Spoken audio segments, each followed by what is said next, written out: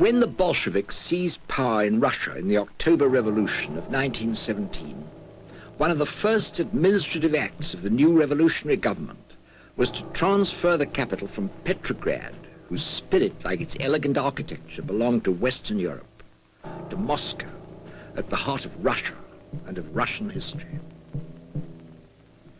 At the time, there was every reason, strategic, economic, and political, for doing this. But it also settled a controversy which had agitated and divided the Russian intelligentsia for years past, between the Westernizers and the Slavophiles. Though the triumphant Bolsheviks looked to a German Jew, Karl Marx, for their ideology, and to the 20th century's most successful exponent of capitalism, America, for their technology, their regime was to be, in its aspirations, its strategy, and its character, essentially and insistently Russian.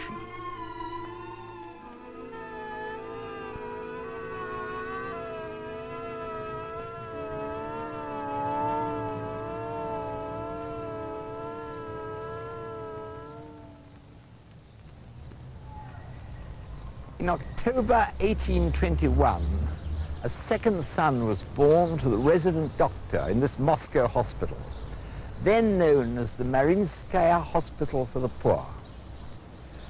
Baby, who thus came into the world in an obscure enough way, was destined to become one of the most famous writers of his time, not just in Russia, but everywhere throughout the world. The family name was Dostoevsky, and he was christened Fyodor. Like so many of my generation, I first read Dostoevsky's novel, Crime and Punishment, when I was very young. I read it like a thriller, with mounting excitement. Later, when I came to read Dostoevsky's other works, especially his great masterpiece, The Brothers Karamazov, I realized that he was not just a writer with a superlative gift for storytelling, but that he had a special insight into what life is about, into man's relationship with his creator, making him a prophetic voice, looking into and illumining the future. I came to see that the essential theme of all his writing is good and evil, the 2 points round which the drama of our mortal existence is enacted.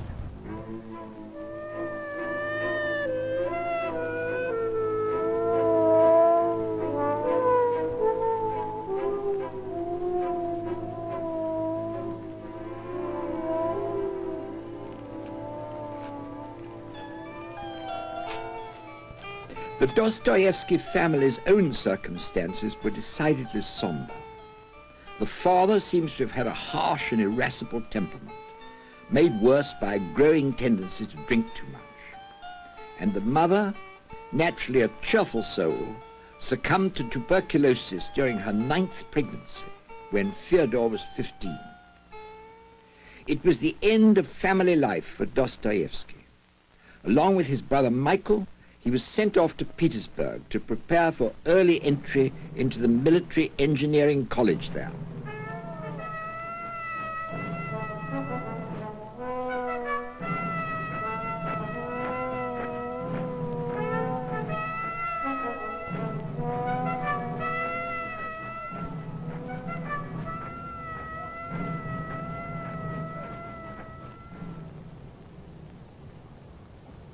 When Dostoevsky had been only some 6 months at the engineering academy here, he heard that his father had died, allegedly murdered by some serfs on his estate in revenge for his admittedly drunken, incalculable, and lecherous ways.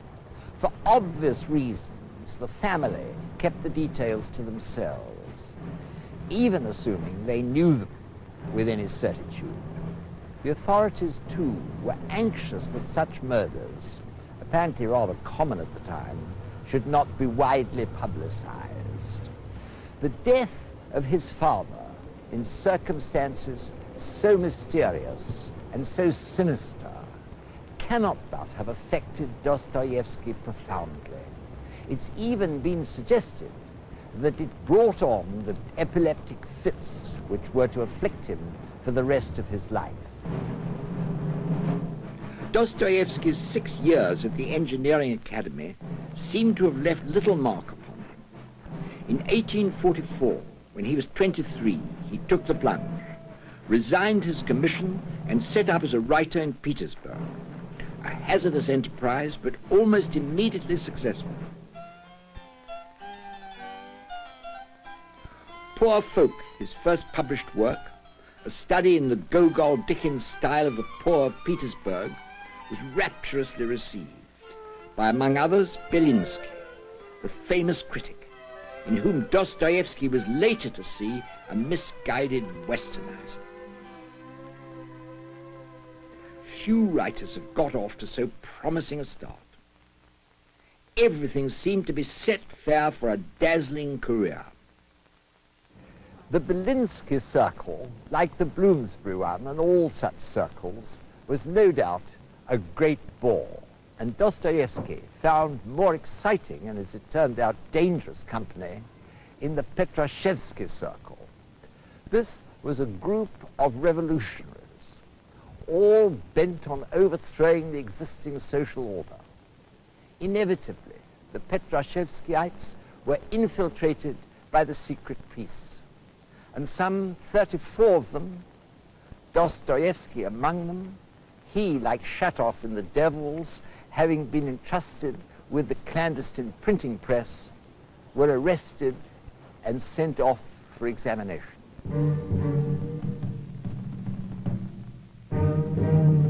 Dostoevsky found himself in solitary confinement here in this Peter and Paul fortress, where so many revolutionaries, Bakunin for instance, were at one time or another incarcerated.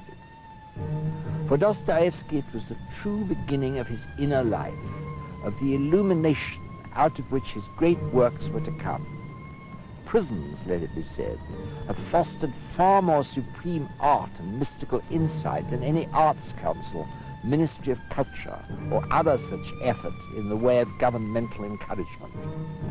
In the Peter and Paul fortress, he was willy-nilly introduced to the theme of punishment, which he was suffering, and crime, to which a long, elaborate examination sought to relate it. The punishment was tangible, the crime more elusive. In the questions put to him by his interrogator, there is the same insistent repetition, the same cat-and-mouse tactics taking advantage of Dostoevsky's ignorance of the extent of his questioner's knowledge, as in the interrogation of Raskolnikov by Porfiry in Crime and Punishment. Dostoevsky had been 8 months in this fortress when the verdict was at last announced. 23 of the prisoners, including Dostoevsky, were condemned to death, with a secret proviso by the Tsar that in view of their youth, at the very last moment, the sentence should be commuted to a more lenient one. So the 23 condemned men were taken before an execution squad. The guns were actually lifted, the order to shoot was actually given when one of the Tsar's ADCs rode dramatically up and announced a reprieve. In The Idiot, Prince Mishkin describes a similar experience as happening to a friend of his on his first visit to the Epanchins. 3 posts were dug into the ground about 20 paces from the scaffold, which was surrounded by a crowd of people and soldiers, for there were several criminals. The first 3 were led to the posts and tied to them. The death vestments, long white smocks, were put on them, and white caps were drawn over their eyes so that they shouldn't see the rifles. Next, a company of soldiers was drawn up against each post. The priest went to each of them with the cross. It seemed to my friend that he'd only 5 more minutes to live. He told me that those 5 minutes were like an eternity to him, riches beyond the dreams of avarice. He calculated the exact time he needed to take leave of his comrades and decided that he could do that in 2 minutes. Then he'd spend another 2 minutes in thinking of himself for the last time, and finally 1 minute for a last look round. There was a church not far off, its gilt roof shining in the bright sunshine. He remembered staring with awful intensity at that roof and the sunbeams flashing from it. He couldn't tear his eyes off those rays of light. Those rays seemed to him to be his new nature, and he felt that in 3 minutes he'd somehow merge with them. The uncertainty and the feeling of disgust with that new thing which was bound to come any minute was dreadful. But he said that the thing that was most horrible to him was the constant thought, what if I had not to die? What if I could return? Oh, what an eternity. And all that would be mine. I should turn every minute into an age. I should lose nothing. I should count every minute separately and waste none. He said that this reflection finally filled him with such bitterness that he prayed to be shot as quickly as possible. Dostoevsky's sentence was 4 years penal servitude to be served in fortresses and then as a common soldier. At midnight, Dostoevsky was fitted with 10-pound irons on his feet and then set out in an open sledge for Siberia. The 4 years he spent in the Omsk penal settlement, fettered and in the most harsh conditions of confinement, were seemingly lost years.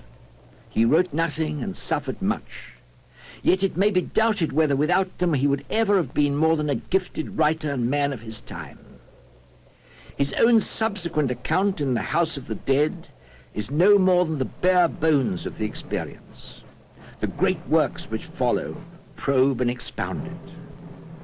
In Crime and Punishment, Raskolnikov is similarly sent to Siberia, and, like Dostoevsky, begins by being proud and aloof with his fellow prisoners. Then he comes to see that they're brothers too. Many of them have profound, strong, beautiful natures. Some you can't help respecting. Others are downright beautiful. He makes Raskolnikov emerge from the terrible squalor, monotony, and cruelty of prison life with a conviction that the experience of living is somehow more than dialectics. Military service was a decided improvement. For instance, Dostoevsky could get letters and books, and an element of excitement was added by a frenzied love affair with Maria Dmitrievna Isaeva, who, after many turbulent meetings and partings, at last became his wife.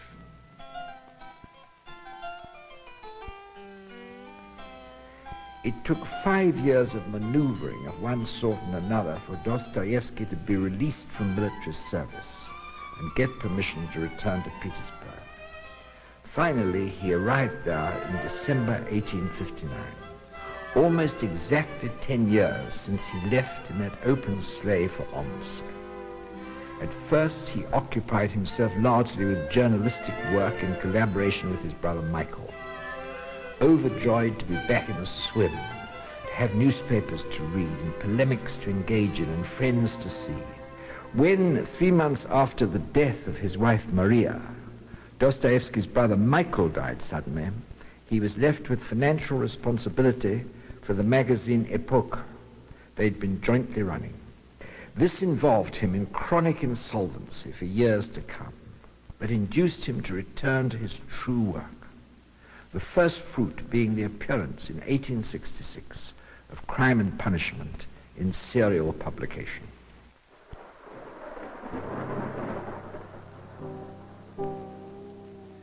The scene had to be Petersburg, one of those seedy neighborhoods where his long perambulations often took him.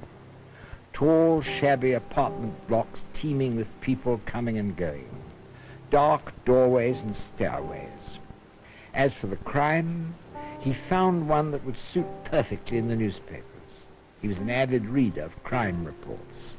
An aged moneylender, widow of a titular councillor, an old crone who lent grudgingly and collected avidly, had, along with her sister, been struck down with an axe in her own apartment. Times were hard, and there were many such moneylenders come pawnbrokers in the district.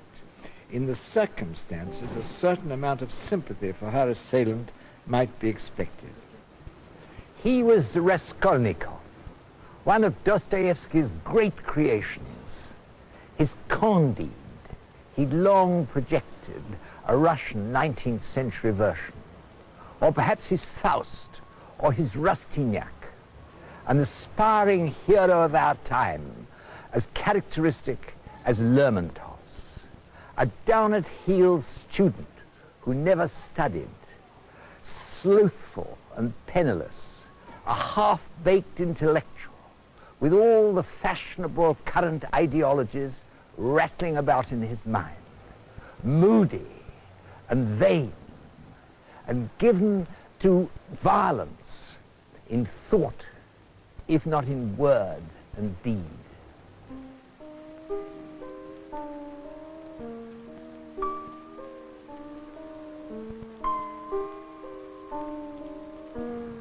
At no point does Raskolnikov feel or express any pity for the murdered women or remorse at having killed them, nor does he seek to justify having murdered them by his need for money. In fact, he doesn't so much as look over his booty, but just hides it away on a building site where he can recover it if ever he has a mind to. In the days after the murder that he spends brooding on it, he experiences no regrets and knows no penitence, only fear, not so much that he'll be found out as that he'll weaken and confess.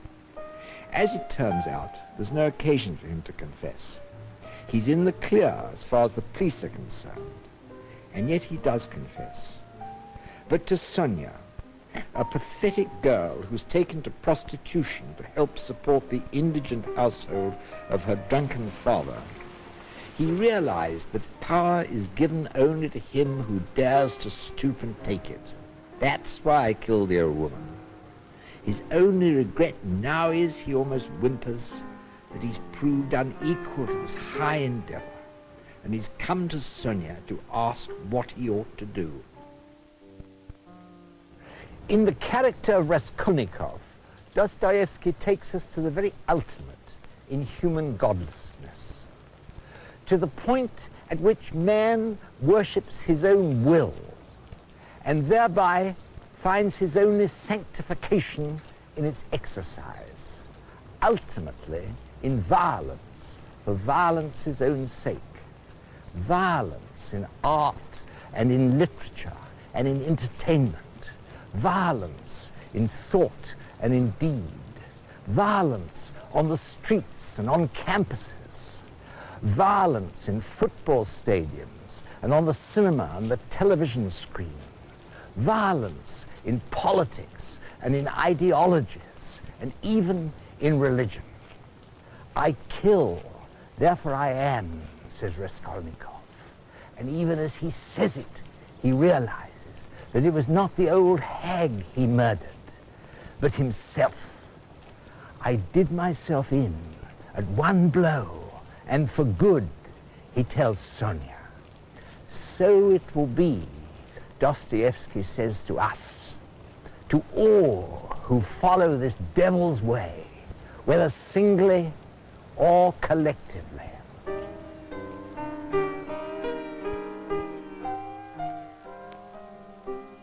It is in Sonia's mouth that Dostoevsky puts the answer. Get up! She seized him by the shoulder, and he raised himself, looking at her almost in astonishment. Go at once, this very minute, and stand at the crossroad. Bow down. First, kiss the earth which you have defiled, and say to all men aloud, I am a murderer. Then God will send you life again. Accept suffering and be redeemed by it. That's what you must do. At first he rejects it, but at last, After his trial and being sent to Siberia, where Sonia follows him, he sees in her love and devotion the possibility of a rebirth, of a gradual regeneration, of becoming acquainted with a new and hitherto unknown reality. Accept suffering and be redeemed by it. This was Dostoevsky's message to a world hurrying frenziedly in the opposite direction, seeking to abolish suffering and find happiness. Since Dostoevsky's time, the world has known much trouble and found little happiness, and so may be the better disposed to heed his words.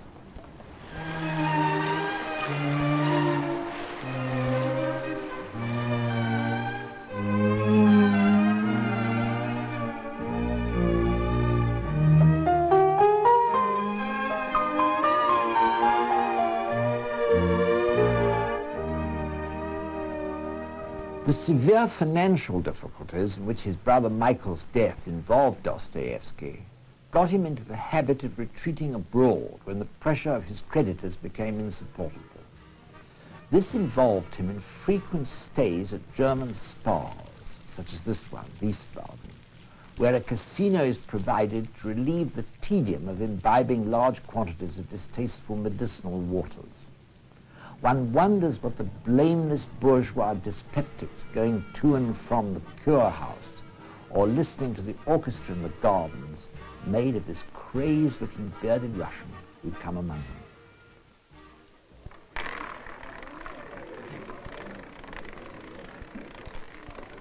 Rien ne va plus.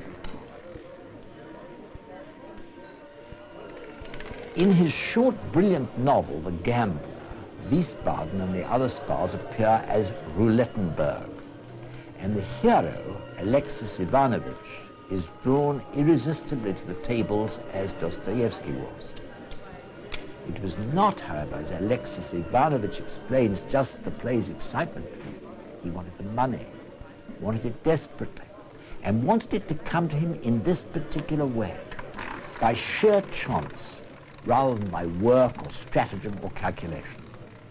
How strange it is to think of this inspired writer sitting hour after hour, evening after evening, utterly absorbed in the monotonous repetition of Faites vos jeux, rien ne va plus, with the players frenziedly staking their money, at the very last moment changing their minds and pulling some back or piling some more on.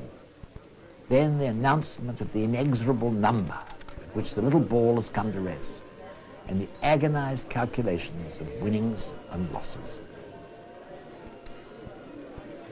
Dostoevsky said of himself that he carried everything to excess: love and hate, hope and despair, ecstasy and sentimentality. Gambling was for him the reductio ad absurdum of money. Just to get it and lose it on the turn of a wheel, to acquire riches by chance and then lose them as suddenly and unaccountably. The banker, the speculator, even the prospector for gold might persuade himself that his cupidity performed some useful service. But gamblers are the monks of greed, dedicated wholly to its service, with the green baize tables for an altar, on which to set out the sacrificial offerings of coins and banknotes. As money loses its value, will the cult go on? It's a possibility that Dostoevsky would have enjoyed exploring.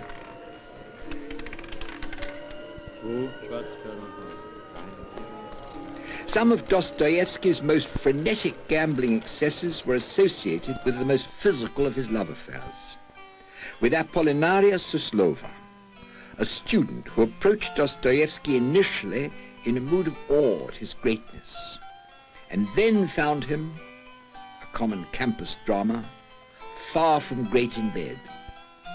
She appears in The Gambler as a willful femme fatale. Writing The Gambler proved in every sense therapeutic. For financial reasons, it had to be completed in 26 days. And to achieve this, Dostoevsky procured the services of a stenographer, Anna Grigorievna Snitkina, who turned out to be exceptionally competent and sensible. and in due course became his second and last wife. On their travels in Europe, she had to endure one last gambling debauch, and describes in her diary the appalling straits to which it reduced them, the pawning of everything they had, including her wedding ring, at times the actual starvation to which they were subjected, all made worse for Anna because she was going through her first pregnancy. Then, again at Wiesbaden, the mania spent itself as mysteriously as it had begun, and for the last decade of his life, thanks to Anna's quiet competence, steady affection, and careful management, Dostoevsky had the peace of mind to produce his great works in relative ease and security.